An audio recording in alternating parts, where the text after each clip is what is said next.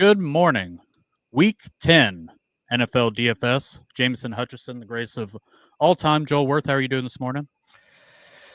We were talking backstage before the show started. I've recovered from last Sunday, when the Packers lost as double-digit or two-touchdown home favorites, and Tucker Kraft went out and destroyed all my dynasty and best ball bags, and Rome Odunze took a 0 and just wrecked my DFS and my underdog slate. So yeah, I had the I need to find a new hobby trifecta last week, but we're back. We're still at it. So, and on this side, I didn't need to have a State of the Union apology for my two wide receiver flag plants last week. DK Metcalf, Rome Odunze, those teams scored 74 points. Neither guy was injured. They had 7 combined targets for a whopping 6 yards. So, need to be better all 3 stages, offense, defense, special teams. Good news is when you're in the depths of hell, it's only up from here. So exactly. Sometimes you got to go through hell to get to heaven. But sometimes. Right now, over across the pond, I believe in Berlin, we've got the Colts and the Falcons playing. Jonathan Taylor scores. Tyler Algier scores. And Alec Pierce touchdown. There we go. A little bit of everything. So yeah. Very nice for my bags there, but they're playing across the pond in Berlin, I believe. We've got a full NFL DFS slate on the horizon here. We got 7 games in the early window. We got 3 in the late window. We got 4 teams on bye. The Bengals, Chiefs, Cowboys, and Titans. So if you are in bye week hell, I think it's just as bad as bye-mageddon a couple weeks ago, but it's pretty close. Yeah, there's some really good teams on bye this week, or good fantasy teams on bye this week. So. But we are going to get through all this. We're going to kick this off. I'm going to pull up the solver here, but the New England Patriots kick off this slate going to Tampa to face the Buccaneers. This is one of the more enticing games here on the slate. How are you feeling about this one? Yes, we've got the Pats as 2.5-point road dogs here. 48 is the total, so that's one of the better totals of the day. This is a weird slate. We got a bunch of really high totals and a bunch of really low total. We got 3 games under 40 now. That the Carolina Saints game has gone under 40 after the Shaheed trade. So. And with the Ted McMillan injury. So, yeah, it's kind of a very binary slate this week. So, this should be one of the better games of the day. 2 teams that are very high up in the playoff standings, 2 teams that can put points on the board. It should be some pass game fireworks here because both teams, they're very good run defenses and very kind of mid-pass defenses. So, I think this game's got a chance to put some points on the board. Yeah, definitely. For Tampa Bay, it's no Bucky Irving, no Chris Godwin again for Baker, but Baker can still get there. Ibuka is coming back from kind of the injury before the bye week, and he's kind of rolled his way in there. You got Cade Otton. Tez Johnson is the guy who's going to get played here just because, especially if you're playing on FanDuel, it is very tight this week as far as pricing goes. And there's a lot It is on DK, too. It's just a really tight week for pricing. So, yeah. I feel like no free squares, so you're going to need to find some value somewhere. No, you're going to kind of get pigeonholed into some of these plays, but Ibuka, he's 7,800. We've seen his ceiling. I know he cooled off the last couple weeks, but I do think this is probably a good spot for him against the Patriots. And then we've got Rachaad White, who is interesting, but at the same time, last time we saw him play, Sean Tucker got some run too. So I don't know if this is a total smash. He's definitely going to get played. That's no question about that. But Rachaad White, 7,300. And then on the Patriots side, we got no Ramondre Stevenson, so we got Travion Henderson once again. A lot of people excited to fire him up, and then no Kayshon Boutte for the Patriots. So Drake May, top 5 quarterback so far this year in fantasy. He's going to be the 3rd highest priced quarterback on the slate at 8,200, but he's kind of hard to pair with. I think Stephon Diggs is going to get some run, but I mean, we've seen Stephon Diggs this year. It's not been the greatest of all time outside the Bills game. I mean, he's been okay, but he's definitely not been a slate breaker. Hunter Henry, he's been fine as far as, but on this tight end slate, it's pretty goofy. So I don't, I guess I should ask, how do you feel about it? Is it just going through Baker Mayfield and maybe having to bring back I'm as good as this game is on paper. I've kind of struggled trying to put the pieces together just because it seems to be kind of hard to do. Yeah, I think you made a good point on the tight end week. It's like there's a bunch of guys I could see getting there, but there's no real smashes, right? It's like McBride, yeah, but then we'll talk about Laporta when we get to the Detroit game. I've got some concerns there. And then like Kincaid, you can never count on. Kittle hasn't really done anything since he came back. tough games. It's like there's a bunch of guys I could see getting there, but nobody I feel like is really going to smash. So I think to win this week, you're just going to have to win the tight end lottery, right? It's just find the tight end because I could see like if one tight end goes off, he's just the guy you have to have. Yeah, I definitely agree. I mean, Trey McBride's not in a good spot against Seattle. Seattle's defense has been a force of nature. Kincaid's been pretty good, but they're facing Miami. I don't know. A couple guys here for the Patriots I do want to bring up. Kyle Williams, the rookie. This is a guy that throughout the offseason people were in love with. He got raced up the draft boards very prematurely. He is 4,100 on FanDuel. And then on DraftKings, he is going to be a 3K wide receiver. I don't love the play, but I'm not going to say he's going to be chalked by any stretch of the imagination, but people are going to click on him to try to open up some stuff. And then Pop Douglas. You got to be more religious than I am to make that click. Yeah, I mean, I got some balls on me. I don't know if they're that big to be playing that week 10, but that just I mean, I liked him as a prospect, but I'm going to believe it when I see it. And then he's not even getting targets. He's not even playing. He's just out there because he has to be. So yeah, that's a leap of faith right there. I do like Pop Douglas this week though. Yeah, 5,600. He's 4K on DraftKings. Had a big game last week, so I don't know. Yeah, I think for me, it's always easy just to do the Baker doubles. If you can do Ibuka, you can do Rashad White. I like Tez Johnson personally. I think Tez Johnson's going to get played. So as far as the running backs go, do you have a lean or one of these guys? I think running back is pretty tough because there are some smash spots. They're all priced up, and that's kind of it's just kind of hard to get to some of these guys, I think, personally. I think Henderson will get played because he's very cheap. But how are you feeling? Yeah, I do think he will get played because of his price. I don't mind Rashad White just because he's going to get some pass game involvement. Like there's no Godwin, there's no Evans. So if they have to do a bunch of dump offs, I could see him getting some pass game volume, but that's really what you're counting on because like Pat's defense has been great against the run. So yeah, and vice versa, right? You got Vita Vea on the other side. So I think if you're going with either one of these running backs, it's because you think they can get there in the pass game. Because yeah, like you said, there's some very high end running back plays this week, and so if these guys are going to get there, it's going to have to be through the passing game and basically with multiple touchdowns.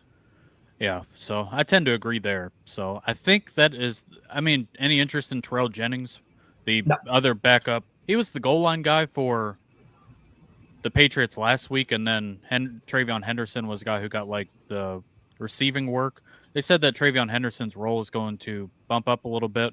Henderson's going to get played, and honestly, I'm pretty comfortable with it, especially in cash, and then even in tournaments if you have to play him to get to some of these high-priced guys that we'll get to later because, like I said earlier, it's a really difficult slate to navigate just because of how expensive everybody is. So, and I'm going to assume you don't have much interest in any of the defenses here today. Not in this game, no. There's some really, really attractive defense plays this week. So, yeah, and defense isn't too crazy priced either. So that'll be it for this game here. The next game we have New Orleans Saints. Seems like they were selling off a little bit at the trade deadline. Go to Carolina, face the Panthers, which I don't know. Anytime I see the Panthers as 5.5 point favorite, just gives me a little eye opening to say the least. But how are you feeling about this one? All right, so this game has dropped down. It's now a 38 point total. New Orleans 5.5 point road dogs. Implied totals of 16.25 for New Orleans and 21.75 for Carolina. I think you hit on it there, man. Is it possible for the Carolina Panthers to have a trap game? God, are they good enough to be? That's the thing. It's like you're coming off that record. Implausible win last week in Green Bay. You're coming home. You got the Saints who are just roadkill and gave up on and moved on from Rashid Shaheed this week. Basically gave up on the season. This feels trappy to me, man. It's not your classic trap game, but I'd kind of be worried about this game if I'm a Panthers fan, which maybe what are there like 17 of them in the country. I'd be a little nervous about this game, to be honest. Yeah, it just the one thing here is just Rico Dowdle, who's going to get played. He's been a top 5 running back ever since he's been inserted after Chuba Hubbard kind of got benched or whatever. I mean, Panthers defense as well end up being mid-priced here, or at least they were. DraftKings, they're higher priced, they're 3,500, but on FanDuel, I believe they are middle of the pack. I believe. Give me just a second here. Yeah, so they're 3,600. They're going to get played a lot more, I believe, on FanDuel than they will on DraftKings this week. Seems like it's tough to get there when they're the third highest priced defense. Yeah. So, I mean, I expect Rico Dowdle to get played, and he's been really good this year. So I've faded him the last couple weeks. I feel like a moron doing it. I'm definitely going to play him a little bit, and then I just don't know if I'm going to play anything else from this. I mean, Chris Olave, do you expect him to get a bump with Rashid Shaheed out? I mean, his target is – I don't know how much higher it could go for Chris Olave. Right, It's already been – exactly. But his price. Yeah, the Dowdle thing, it's like – yeah, when he's 5K and you don't take him, he's going to kill you. When he's 6,400 or whatever he is on DK and you don't take him, like, is he going to kill you? Like, yeah, he might get. And I've got a little PTSD on this because I was out on Kyle Monungai last week. He said he didn't have a ceiling because he didn't catch passes. But like without Ted McMillan, I think they're just going to want to grind this game and just run the ball all day. And I think the Saints are probably going to want to do the same thing. They're going to want to shorten the game as underdogs too. So, like, I could see this game just being a total slog. And, like, that's why I like the Saints defense, to be honest, because I just don't think either team is going to put up a bunch of points in this game. And I think both teams are just going to want to shorten the game. I think they're both happy just kind of run the clock out and just keeping this a low-scoring game. So, at a super cheap price, I like the Saints defense. You can't play Ted McMillan with the late week. He sounds like he's going to play, but you get the late week injury. That's always kind of scary. You get the hamstring issue on Friday, didn't practice. So, yeah, I think Dowdle's going to get played. There's no doubt about that. But, he got hurt. He missed some practice, got hurt, and was in and out of the game last week as well. So, he's kind of a scary play. Again, if you think this game is going to be really low scoring and it's just going to be a kind of a grinded out slog, then, he's fine for cash, but again, I got PTSD from Kyle Monungai last week, but does he really have a ceiling this week?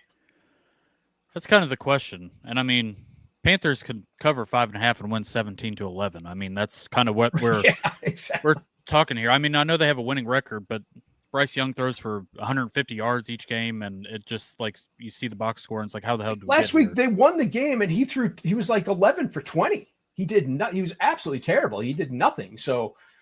And now you got Ted McMillan dinged up. It's like I can't trust any part of the Carolina passing game at all. I do kind of like Juwan Johnson. I like Olave and I like Juwan Johnson.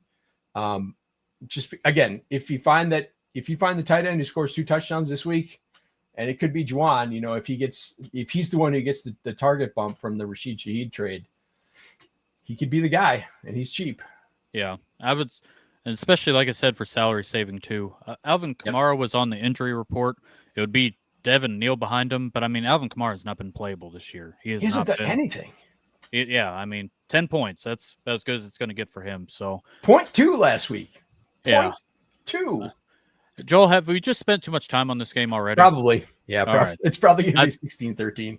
So Rico Dowdle, both defenses are in play, and I think everything else would be tournament, but I don't see much going on there. So we'll move on to greener pastures here. Buffalo Bills, 9.5-point favorites, big road favorites going to Miami. I think there's some interesting pieces here, and I hate to spoil the 9.5 for you. I don't know if that's changed since last time, but what do you got on this one? Yeah, this morning line has this Buffalo by 10, so not much. Just a little bit of a bet up for the Bills. On the road, 49.5 is the total. So 29.75 implied for the Bills, 19.75 implied for Miami. Dude, I kind of like this game. I do as well. I like James Cook, even though he had the injury concerns. Like, he's going back to Miami, played college in Miami, so he's going back home. Love that spot. Dolphins are just brutal against the run, and Buffalo's pretty bad against the run too. So I like Devon Achane in this game.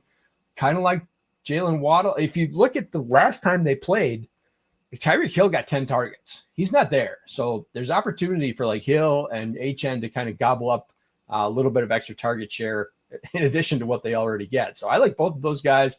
Like Cook. Obviously, Josh Allen's going to be at the top of the quarterback pool, and I think he's legitimately playable. You could go him naked if you want, because I can't trust anything in this passing game.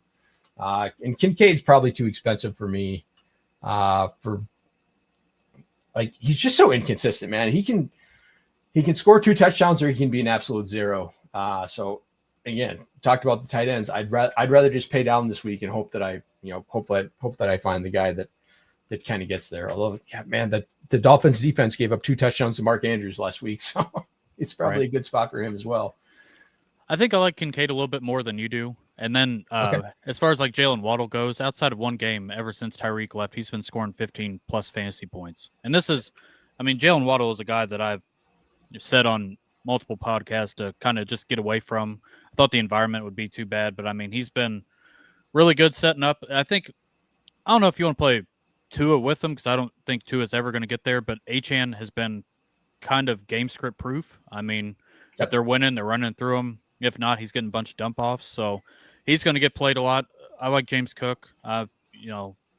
He's been really good. And I think I think Achane will get played more than James Cook. And then James Cook will probably be under the radar because people are scared about the injury stuff. Agreed. They'd rather play Josh Allen this week, which I think is fine. If I'm going to play him, I'm going to play him through Shakir and then Dalton Kincaid. But we've talked about it every week. It's like roulette with those guys. So Shakir is 6,100. Don't play Keon Coleman. Yeah, please don't. Which, of course, we say that he'll probably go off. But, he'll probably go off, yep. But, I mean, seeing Dalton Kincaid as the third highest priced tight end is a little above Kittle, above Mark Andrews, who's been touchdown machine. It's a little jarring. It's a little jarring. One guy, Malik Washington, if you need a punt at wide receiver, I think he's quietly been fine. 5,600 on FanDuel, 4,200 on DraftKings. I think he's been okay. You're probably hoping for a touchdown there. But probably more likely to get a punt return touchdown. Right. As far as this game goes, do you think the Bills just throttle them, or do you think it'll be kind of close? I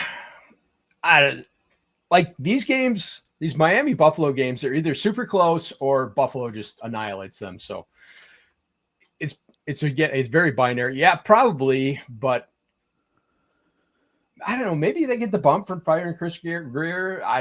We'll see. I don't know. But yeah, I think Buffalo definitely wins. 10's a big spread though.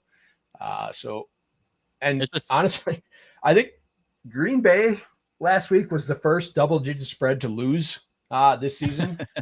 Double-digit favorite to lose this season. So yeah, at that rate, Buffalo probably will smoke them. Probably. I don't know. You've been going through it with the Packers stuff and all that stuff. So I don't know. Only onwards and upwards from here. So any interest before we go Bills defense?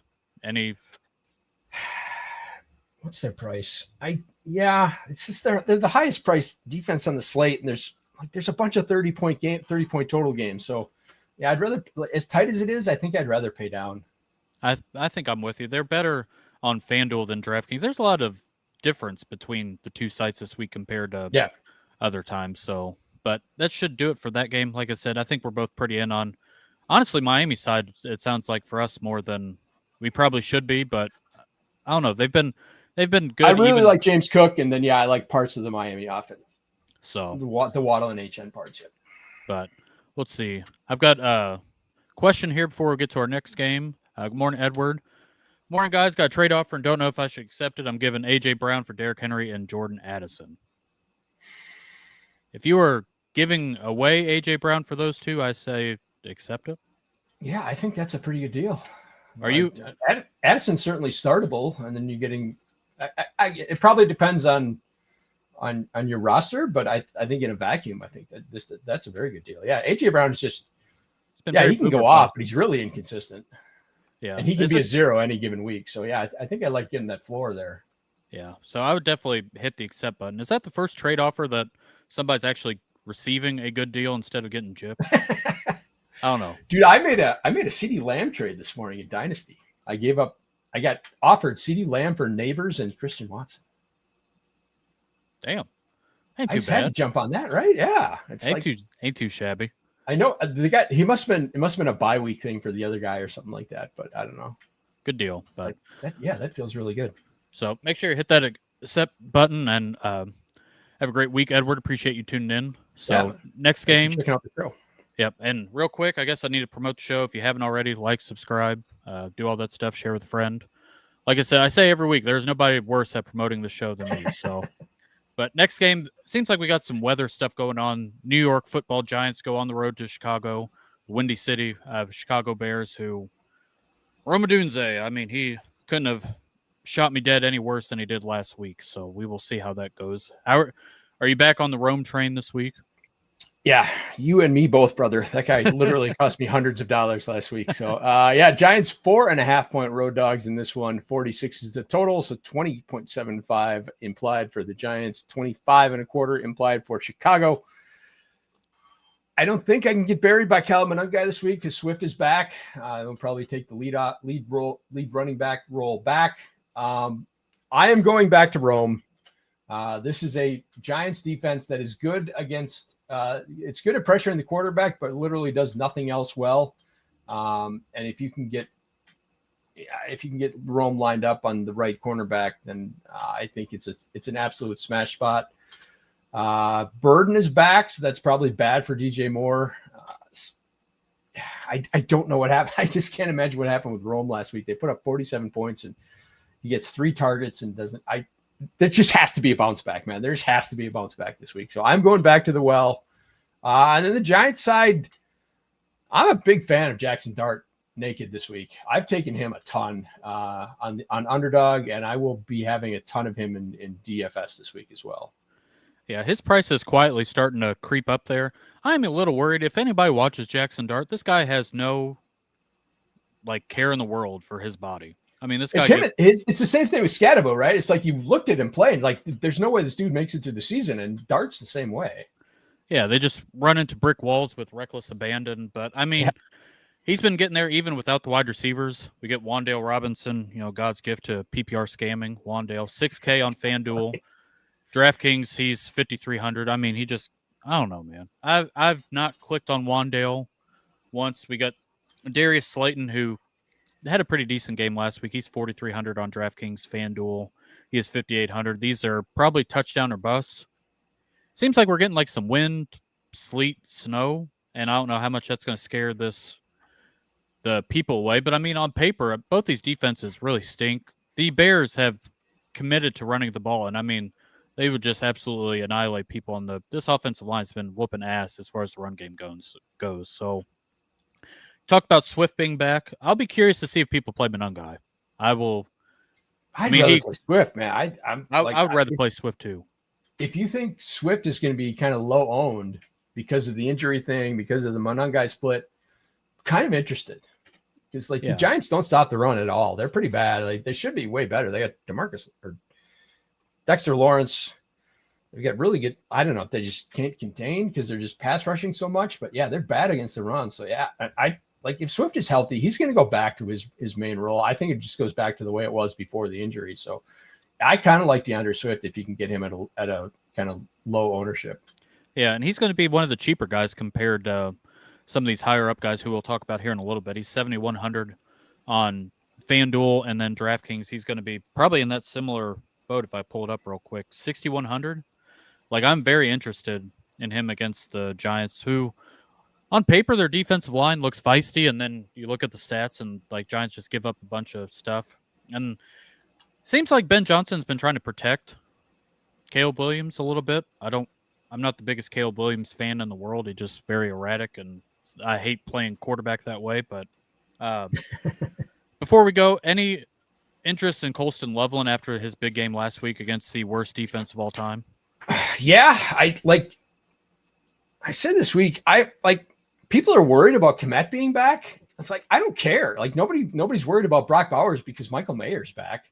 Right. They just play different roles. So yeah, I'm still in on Loveland. I think he's becoming just more and more part of the offense.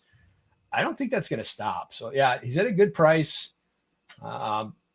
He could be one of those tight ends who pops 2 touchdowns this week, and it's the guy you have to have, and he's fairly cheap. So yeah, he's going to be in my player pool this week. Yeah, I definitely agree there. Talk about Luther Burden being back. He's kind of a bad gimmick. I shouldn't say bad. He's got 4 plays, and then he runs off the field, and they've ran Zacchaeus the last couple weeks, but I think with Burden back, Loveland kind of popping off, I think he kind of escorts his way back to less playing time. So that's any interest in any of these both these defenses are bad, but if you're getting a weather game, I mean, I don't know. Yeah, it's in play if it's a weather game, but they're not really that cheap. The Giants are pretty cheap, so but again, I'd rather play the Saints, but it's just both these offenses can put up, like even last week the Giants lost, but they put up points against the Niners. So yeah, both these offenses can put up points. So they can both run the ball. I'm just not super worried about the weather too much. So yeah, I guess I'd kind of, if anything, I'm playing the Giants just because, yeah, I don't love the play, but I could see, a slick ball or something like that. And going against Caleb, you can always get sad. It's a team that can get sacks, and you can get sacks on Caleb. So I think they're in play, but I don't love the play. Yeah, I'm right there with you. I forgot to talk about Giants running backs, and that's probably on purpose. Tyrone Tracy and Singletary have both been like just eating into each other's workloads, and both of them haven't been great. So I just don't.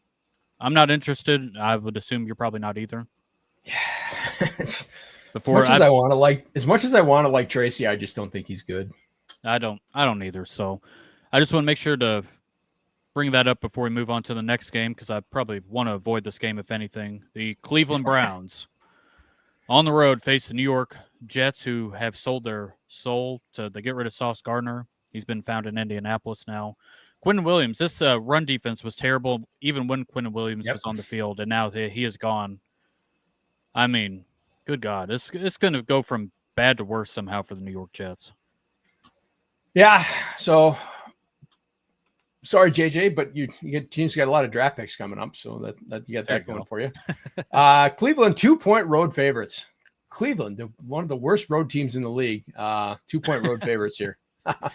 Although, like, to be fair, like the road games have been against really good teams. So, but yeah, 38-point total in this one. So Cleveland's implied total is 20. Jets implied total is 18. I'm a little more optimistic than you on this. I'll let you take the Quinshon Judkins thing. I think this is an absolute smash spot for him, but I kind of like the Jets side. I think this could be, I don't love it, but I could see this being sneaky. Yeah, like Garrett Wilson's been really good. He sounds like he's going to be back. He's been really good when he's played. He's been very good for fantasy. And like, is there just an FU game for Breece Hall coming saying, I wanted to be traded, but I'm not going to dog it because I'm a free agent next year and I still want to maintain my value. So I'm just going to do an FU. It's a really tough Browns run defense. So that's tough, but I could see it, man. I could see him getting a bunch of pass game work. Have we got confirmation it's Justin Fields this week or not? All I know is what's the coach Aaron Glenn said, we'll have a quarterback this week. Oh, thanks, buddy. Thanks for that.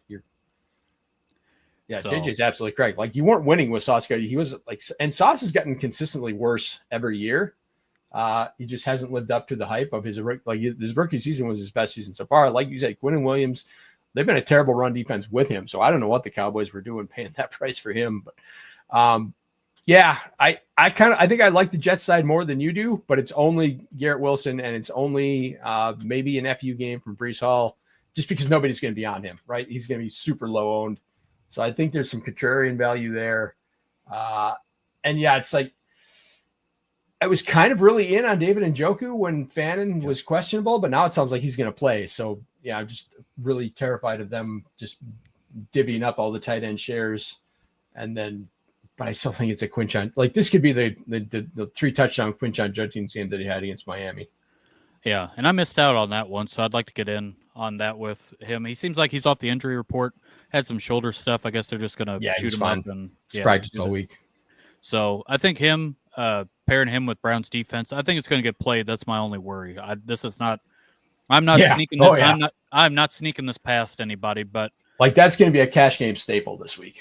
Yeah, but I mean, I even like it in tournaments. My running back pool this week is honestly pretty small. It's better on DraftKings to pair it with Browns defense. Browns defense is cheaper over there on DraftKings than FanDuel. But as far as the Browns like passing offense, they get Cedric Tillman back, who probably don't mean much, but I mean, Harold Fannin and Njoku are both in really good spots against this Jets defense or lack thereof. So I loved Njoku. I was really hoping that Fannin wouldn't play, but he would be like my smash tight end play of the week if Fannin was out. I still think I like him though. I know it's not. I know it's not been great, and I know everybody loves Harold Fannin, thinks he's the greatest of all time, and all that stuff. But I don't know. Are you interested in Dylan Gabriel? Is that like way out of this world? Am I on drugs saying that? I guess. Yes. Okay. You need to seek help. You need an intervention. Well, maybe in large field. I'm just throwing it out there. He can get 3 touchdowns, I think. They can score 6? The Browns can score 6 touchdowns? Maybe in a different world. I don't know. Have you seen how 2025 has shaped up to be? Okay, if one of Quinchon's is a receiving touchdown, then maybe I can see Dylan Gabriel getting there.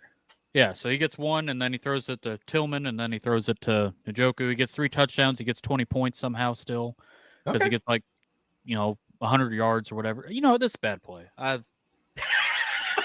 I can't justify this. I was trying to talk yourself out of it in real time. Yeah, maybe in some large field stuff I'd be able to try that, but I don't think I could do that in the regular world. But I really like Judkins here, like I said. Jets defense is middle of the pack, so I can't even. If they were like a punt defense, I'd be open to exactly punting them. But I like Judkins. I like Brown's defense, but at the same time, I know Justin Fields evades a lot of sacks, but he also takes a lot of stupid ones. So it just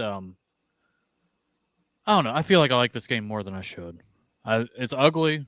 It's stupid. I like Judkins, but everybody else is going to show up to the dance with him too. So we'll see. How sad is it that we've talked this game through and we haven't even mentioned Jerry Jeudy? Is it sad, or is it well deserved? I mean, from a season long perspective, this guy was like a 6th, 7th rounder in preseason. Here we go. He's just a complete zero. Yeah. 0, 2.7, 6.8, 2.5. I mean, Jerry, if you get 10 fantasy points, you come back, give us a call. All right, buddy. Right. So he's like ranked wide receiver 469 right now. That's how bad it's been for him. So next game here ain't getting any prettier. The Jacksonville Jaguars on the road to Houston. We get General Davis Mills going to fend off some Jaguars here for CJ Stroud. Jaguars wide receiving core is just banged up, beaten, and bruised. No Brian Thomas Jr., no Travis Hunter, no Brenton Strange. So this game's pretty ugly. I don't know what we're going to grab out of this, but I don't know. If you want to kick us off with Jaguars and Texans, and maybe there's some light at the end of the tunnel here. Yeah, this is ultra ugly. Jacksonville, 1-point road dogs here. 37 is the total. So implied totals of 18 for the Jags, 19 for Houston. Sans CJ Stroud, we get the Davis Mills experience again, and caught some of that last week on Red Zone, and he looks just as bad as he did before they drafted CJ Stroud. So yeah, I really want to play Nico Collins this week because I like going against the Jags defense because I just don't think they're the good one. They just live off of turnovers, but I can't get there. I can't get there at 8K or whatever he is with Davis Mills at quarterback. I can't do it. It's so sad. This game is like no Brian Thomas, no Travis Hunter. They trade for Jacoby Myers because they have to, just to have a receiver core. I think people are going to be on Parker Washington, but I'm not interested in that. So yeah, let me give you this as a super punt play. Buy Shell Tootin. Whew. I like Tootin, but against the just Texans, because I think if they're gonna get there, it's just gonna have to be a bunch of dump offs, and I don't think that's Travis Etienne's game. So it's like he gets one goal line touchdown and catches like 5 passes. Like he can pay off that price. I think it's fair. I mean, they ran out of bodies. I know Parker Washington has had 19 targets over the last 2 games. He's going to get played. I ain't really excited to play anybody against this Houston Texans defense. So I think Trevor Lawrence is the worst quarterback of all time. I mean, not legitimately, but I mean, God, he sucks, dude. I'm so tired. He's not as bad as Dylan Gabriel. He is okay. You know what? That's fine, but at the same time, he was like going to save the NFL. He's coming out of college, the greatest of all time. He stinks. Most overrated quarterback of all time. How about that? I don't know. We got Kyler Murray, so I need to shut up. I'm gonna go on the Kyler rant again. Running backs. I mean, Nick Chubb, Woody Marks. They've not been good.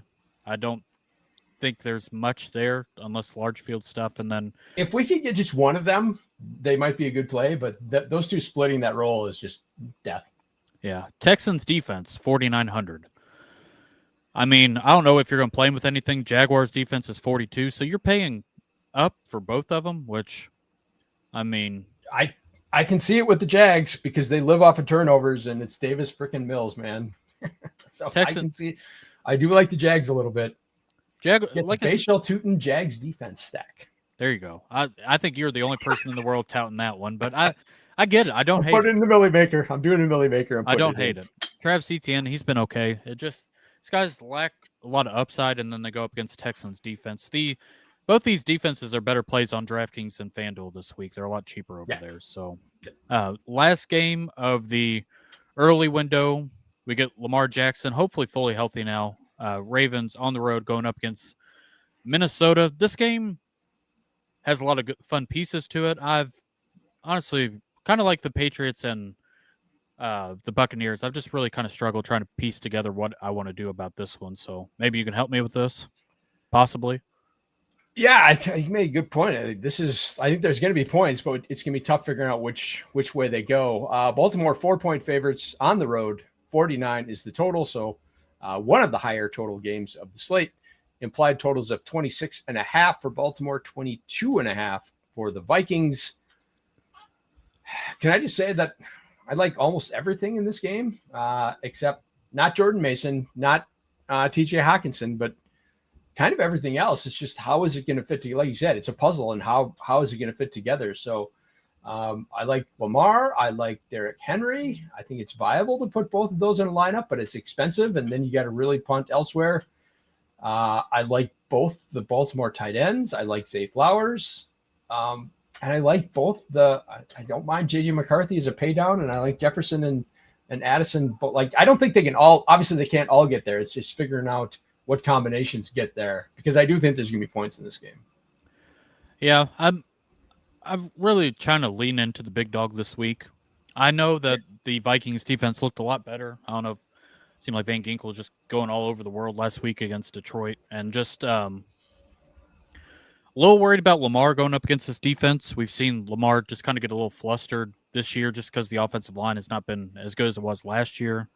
Defense starting to get a lot healthier. I'm really worried about the Minnesota side. McCarthy, I can't tell if he's badly good or goodly bad. I don't know if that's a real sentence in 2025, but he hasn't hit 160 yards in any of his games. I mean, he's got 25 rushing yards, but he's been efficient, I guess. I don't know if I can play him this week. Let me push back on that a little bit.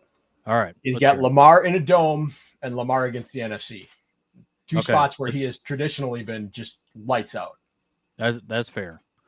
And he's coming off another week where he's healthy. I mean, he didn't really rush last week. They're coming off the mini bye too, because they played a week ago Thursday. So they've got a little bit of extra rest here. Zay Flowers is going to get played a lot because his price tag. The problem with Zay Flowers, he has not caught touchdowns. That is the Mark Andrews skill. So he's 7,100. Zay Flowers is on FanDuel, DraftKings. He ends up 5,900. A lot of people are going to play him. Honestly, I'd rather play Mark Andrews. If we talked about earlier, this tight end, I don't think he's been like great by any stretch of the imagination, but he's probably got the best upside as far as any of these tight ends go. Mark Andrews, 3,400 on DraftKings. FanDuel, he's going to be a little cheaper. He's more expensive, $6K for Mark Andrews, but he's had these pop-up games, 15, 24. Isaiah Likely, I mean, he's honestly been pretty good too, and that's 2,900 on DK. If you want to pay down and hope you get a touchdown, and like he gets a touchdown, he pays that off easily. So yeah, I think he's definitely viable this week. Any interest in Rashad Bateman? Bateman's one of those guys. It's just like 2-3 times a year he's just going to go off. It's just trying to figure out when those 2-3 times are, and that probably goes down this year because Lamar has missed so much time that he was just non-viable with the backup quarterback. So yeah, it's just like you're playing the lottery with him because it's either a 0 or it's 15. You know, that's how it goes. I mean, we talk about cheap wide receivers. You get this game environment, I think it probably sets up decent for him. So I don't hate it. Honestly, I probably like Derrick Henry best out of all this stuff. I think it's time to get back to. I think this is a really good spot for him. Yep. Think about playing the hits again. I know Derrick Henry has not been great. He gets a little cheaper compared to some of these guys, but we see these Derrick Henry games where he blasts off for 102 touchdowns and he just kind of wears out this defense. And that's probably how they need to approach it, I guess. And then on the Vikings side, Justin Jefferson, Jordan Addison, it gets very expensive. I know J.J. McCarthy's cheap, but Jefferson 7,900. Addison, I mean, I like Addison a lot. He's been really good. He'd probably be my preferred bring back if you're playing Lamar stuff. 5,400. Just because of price, yeah, I think that's totally viable. Seems like every game he gets behind the defense at least one time and just kind of gets there. But he's 5,400 on DraftKings, and then on FanDuel he is, if I can pull it up here, 7,400. It's just a mid-tier wide receiver there on FanDuel. So Hutchison, I don't like it. He's not. Man, that was one of my worst preseason calls. I was all in on Hutchison this year, and he's been absolute hot garbage. So he is. I mean, he has not been good. That's not. Just doesn't have the upside either. That's the other part of it. He's not scoring touchdowns. He doesn't have upside. So I don't. I do kind of like Aaron Jones in this game.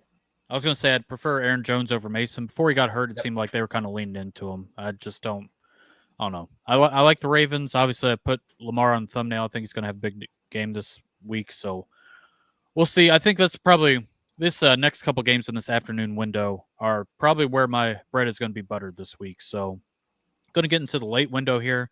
3 games. If you haven't already, like, subscribe to the show. Greatly appreciate it. If you have any questions, comments, concerns, start sit questions, you want us to pray over your lineup, be happy to do so. So next game I'm very into. We are going to get retribution for last week. Detroit Lions, the Motor City Kitties, on the road to go face the Commanders and Marcus Mariota, where Jane Daniels blows out his elbow. I think his Commanders team is just kind of dead man walking. How about you? I agree with that. So Detroit is an 8.5-point road favorite here. 49.5 is the total. Tied for Buffalo and the Rams games for the highest totals of the week. So 29 implied total for Detroit, 20.5 for Washington. Jameson, this game makes me kind of sad. I'll tell you what. I'm like, Jahmyr Gibbs was my absolute smash play of the week, my flag plant last week, and he completely disappointed. So I am going back to the well because he owes me.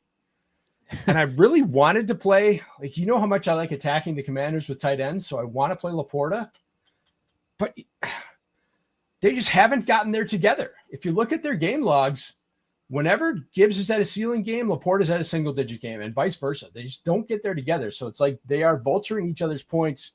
So yeah, I went into the week going, I want to play Goff, Gibbs, Laporta doubles, but if it goes off this week, it'll be the first time. Now, I'm not saying it's impossible, but it just hasn't happened this year. So, but yeah, this is just like the Baltimore game in that there's going to be a ton of scoring on the Detroit side. You just got to figure out where it's coming from, because it could be Gibbs, it could be Montgomery, it could be Jameson Williams, it could be Amon-Ra, it could be Laporta. So yeah, I think Goff is a smash start this week at his price. And then do you get the comeback from do you need a bring back from the Commanders with Marcus Mariota? Is it Ertz? Is it Debo? Like, I'm not touching anything in the run game. Like, no on JCM, no on Chris Rodriguez, no on Jeremy McWeapon, whatever. But yeah, I think Detroit could put up 50 in this game. So yeah, I like pretty much everything on the Detroit side. It's just what combination do you need? I think 8.5 is a little light for this. I agree. Thinking about this game, not only do they come off a bad loss against Minnesota last week, which, I mean, they were competitive. I don't really know what happened, I guess. I mean, Jared Goff had some pressure facing Brian Flores' defense, and then they just kind of let the game get away. But this is also a revenge game from last year's playoffs when Washington just absolutely beat the hell out of the Detroit defense that was just reeling at that time. So they've talked up Chris Rodriguez. Washington has over Big Bill. I'm not touching either of them. None of them been good. I don't think the game script's good for either of them. Detroit's really good against the run too. Yeah. The thing with Jahmyr Gibbs, I think the reason why his lack of production, he's been having to block a lot. This offensive line is not as good as it was last year.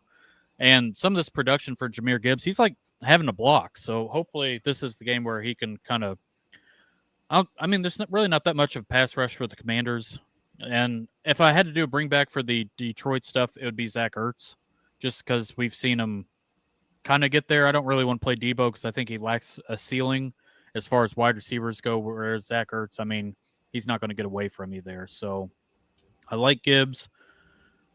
Probably not getting to Montgomery. I think Montgomery's kind of fallen off a little bit, and it'd just be hard personally to get there for him. But the one guy we haven't talked about and is probably going to go under the radar like he always does. I think Detroit side is going to go under owned, and that's where I want to lean into. But Amon-Ra, St. Brown, 8,400 this week. Yep.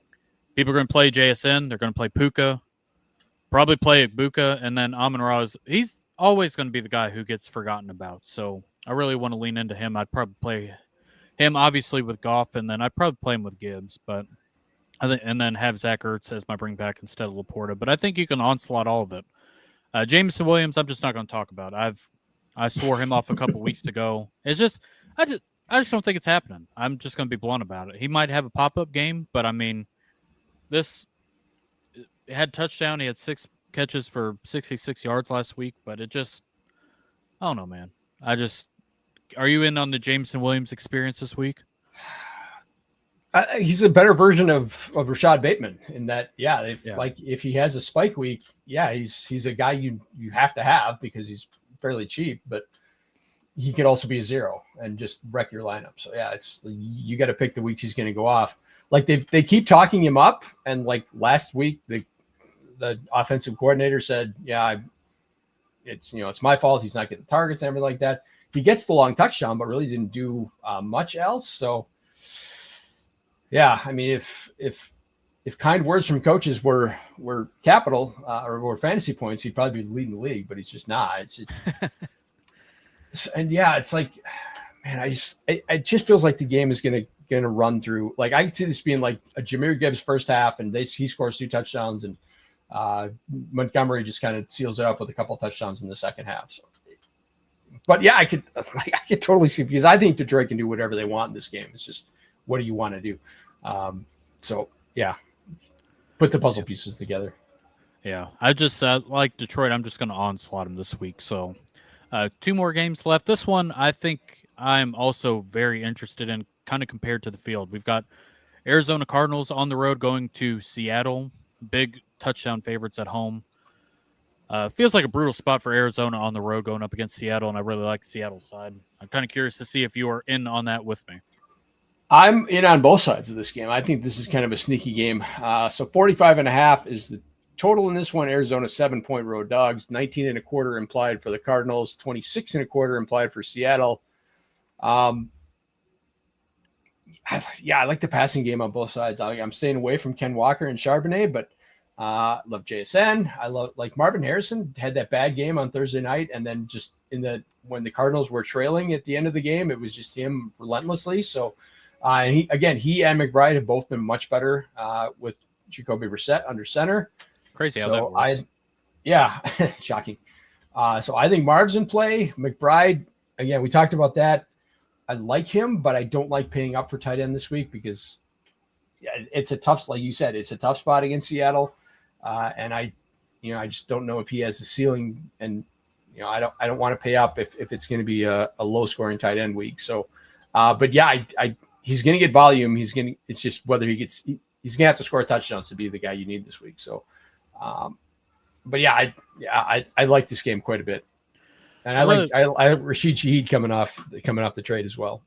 Yeah. I really like this for Seattle side. Arizona is down 2 cornerbacks. And then they also had the rookie Walter Nolan, who made his debut last week and absolutely whooped ass as far as the run blocker goes for Arizona. So, Seattle has not been able to run the ball at all. I mean, we have tried to talk Ken Walker into existence. I just don't think it's going to happen. I'll just be blunt about it. Doesn't feel like it. And then Charbonnet, I mean, it's the same thing. I just don't. These are 10 to 13-point guys at this point, and you're praying for Kenneth Walker to rip one off, and he just hasn't. So I really like Sam Darnold this week. Obviously, JSN has got a 36% target share right now. Cooper Kupp ridiculous. does not sound like he's going to play. It's been very up in the air, and it just, even if he does play, he's not been good. They just added Rashid Shaheed. I think Shaheed is a very fun tournament play. if you can play him, as far as just all it takes is one deep shot. He played with Clint Kubiak before and did really well in that system, so I don't expect – I worry if he ends up being a full-time player. Torrey Horton, I believe, is going to be out as well. He was doubtful. So doubtful, yeah. Tight end, can I interest you in a little bit of A.J. Barner? You can interest me in Arroyo, but Barner's been dinged up. But yeah, I'm interested in Arroyo. Arroyo scored the touchdown last week. I think he's becoming more part of the offense. But yeah, again, these are both guys that I could see both of those guys getting there. Again, if you score a touchdown that scores 2 touchdowns, or tight end that scores 2 touchdowns this week is probably going to win you the week. And I think both are in play. Arroyo is definitely cheaper than Barner. I'm going to lean on the Barner side. You will be the Arroyo side, and then we'll have the death match to see who wins that. But I just like I said, I really like Sam Darnold this week, and I'll be kind of forefront about it. I think Darnold's probably going to be my flag plant. I think this is an awesome spot for him. They've not been able to run the ball at all, and it just sets up really nice against Arizona. I mean, honestly, this Seattle team's a Super Bowl contender. I don't know if people have taken that serious enough yet, but Sam Darnold's been good. Each week, I'm surprised that the Vikings got rid of him for J.J. McCarthy. We'll see how that plays out, but I think it looks worse every single week. I know that's probably not the time to talk about it, but Sam Darnold's been really good, and it sets up really nice for him. So with that being said, with all these injuries, I think it sets up really nice for Seattle offense this week. So any interest in defense on this one? Seattle's very expensive, so. Yeah, not really. I mean, I could see it with Seattle because Cardinals are coming off the Monday night game and they got to travel, so that's a tough spot for them. But yeah, they are expensive. And I think there's a lot of really good pay down defenses options this week. Yeah. I mean, Cardinals defense is bottom of the barrel. In Seattle, you got to pay for. Usually anytime you want to pay up for defense, you probably want to pair them with a running back, but I don't know. Right. It gets very expensive. So last game on the slate, get the LA Rams going on a short trip to San Francisco. This 49ers team feels like it's been held up by super glue, but they seem to keep on trucking. So the 49ers beat them earlier in the season in a real wackadoo game. They had no players and somehow beat the Rams. So I don't know. I expect things to be much different this time go around for the Rams. Yeah, it feels like a revenge game for them, definitely. So 5.5 Rams are favored in this game on the road. 49.5, another 49.5 point total in this one. So 27.5 implied for the Rams and 22 implied for the Niners. Sounds like more Mac Jones this week. Again, Brock Purdy just can't get that toe fixed. That I don't think that's official, but that's what it sounds like. Yep. I like everything on the Rams side quite a bit. I'll be having some Stafford doubles this week. But yeah, obviously CMC is the highest priced player on the board and deserves to be. So yeah, I definitely like this game. I'm not sure. Maybe Juwan Jennings in the San Fran passing game, but maybe this is the Kittle week. Again, he's not super expensive, so I can see getting on board with him. But yeah, definitely like the Rams stuff this week.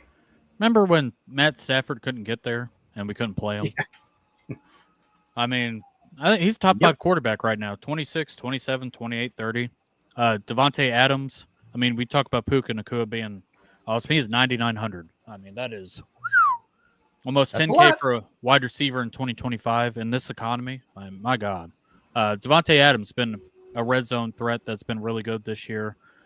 I mean, if you play all 3 of them, you're basically going to punt. I mean, Stafford, Devontae Adams, and Puka, you're basically going to punt a lot of the rest of your lineup just because how expensive you're going to force yourself into the Byshell Tootin Jags defense. Yes.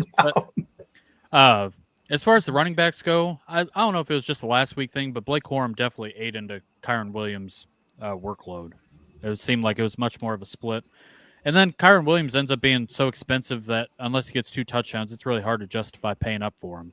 It is the Kyron Williams revenge game, though, because remember, he had that fumble at the goal line that cost him the game. So I could see this being a bounce back game for him. Yep.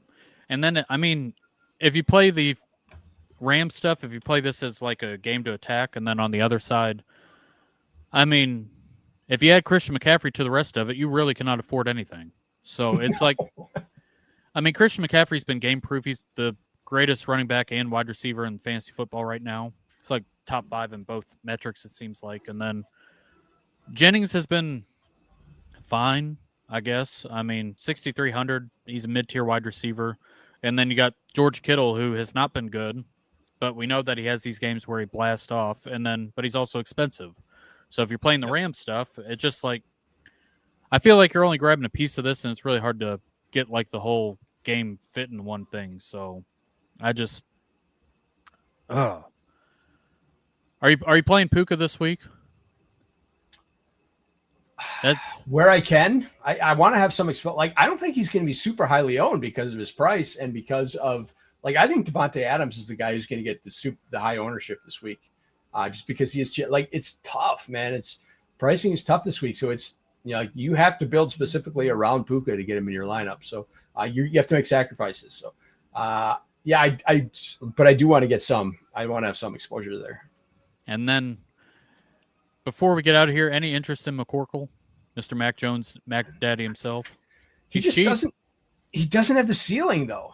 He's got one again. The only 20-point game he's had this season was against the Rams, but what was that, week 3 or something like that? I mean, he just doesn't have the ceiling to get there. So he's probably fine in cash if you need a pay down guy, and if he is going to be the guy, if he is going to be the starter. But just in tournaments, I don't see the ceiling for him to be the guy. This week, you got Lamar Jackson, you've got Josh Allen, you've got Drake May, Jackson Dart, these guys with really high ceilings in the player pool. You want to show up in a tournament with Mac Jones as your quarterback? Man, that's tough. Yeah. So I kind of struggle. And I mean, if I had to pick between JSN and Puka, I'd honestly probably play JSN. Both are in really good spots, but I think I like that a little bit better personally. But that's the hard part about it is, I mean, people are going to try to smash both these guys or pair them with McCaffrey. And then it just gets very, very hard to kind of build your lineup around it because so much salary eats up. Any interest? Rams defense is kind of up there. Any interest in them? Or I guess 49ers? 49ers. Yeah, no, you can't, the Niners defense is so beat up. They're just a disaster area, just baling wire and duct tape. So no on the Niners, but maybe maybe on the Rams. It's in San Francisco, it's outdoors. It's always, that can be kind of skanky weather in a late game. So I could see the Rams defense getting there. Yeah. So that should do it for as far as week 10 slate goes. But before we get out of here, the portion of the show that I obviously need to be better at, you've had your, we both whiffed on this last week. Yeah. So we're going to hammer. It cannot get any worse than it was last week. So Joel, I will let you kick it off. Our first flag plant for week 10. Can't be any worse than last week, folks. Speaking of it can't be any worse than last week, there's going to be a theme, is that I'm going back to the well on two guys who were just massive disappointments last week. My super smash of the week was Jahmyr Gibbs. I'm going back to the well. I think Detroit's going to put up 50, and anytime they do, he's a key part. And remember the last time he had single digit fantasy points, the week after he put up 35 against Tampa. So I feel this, he just doesn't have 2 terrible games in a row. So I'm going back to Jahmyr Gibbs this week. He was on my short list too, so I'm right there with you. My first one I talked about just a couple minutes ago, Sam Darnold going up against Arizona's defense, down 2 corners. They can't run the ball. I think it just sets up really nice. We love JSN and Rashid Shaheed. I think sets up really nicely. I like AJ Barnard this week too. So Sam Darnold, I think, is a very fun tournament play when everybody's paying up for Josh Allen, Lamar, Drake May, those guys. Sam Darnold ends up being the mid-tier quarterback who I think can get there. So Sam Darnold for me for my first one, and the last flag plant for week 10 for you. It's another you owe me from last week, and that's Roma Dunze. After the 0, they just have to get him more involved. And I think the Giants is a good place to do it. Especially home against the Giants is a good spot. So I think they get Roma Dunze much more involved. I think it's a bounce back spot for him. Yep. So my last one, Quinshon Judkins going up against the Jets defense or lack thereof. No Quinn Williams, no Sauce Gardner. Just sets up really nice. I know he's going to get played, but I would hate to get buried. I got buried by him a couple weeks ago when he had the big game. and I just think it sets up real nice. So that will do it for week 10. I appreciate everybody tuning in. If you haven't liked or subscribed to the show yet, please do before you head out. And Joel, let everybody know where they can find you. Yeah, at the Joel Wirth on the Twitter and on the Bluesky, and you can find me at doing stuff with Club Fantasy. You and I will be doing starts a different day this Saturday at 11 a.m. Eastern, so that should be fun. And then on Statement Games podcast, doing previewing the Thursday night game with Mark Salino as well. There you go. So I'm on the Twitter machine at Jameson Rules, on the YouTube at Jameson, Hutchison, Bluesky, all that stuff. If you have any questions, comments, concerns, if you need us any help, please let us know. Reach out. We'd be happy to help you.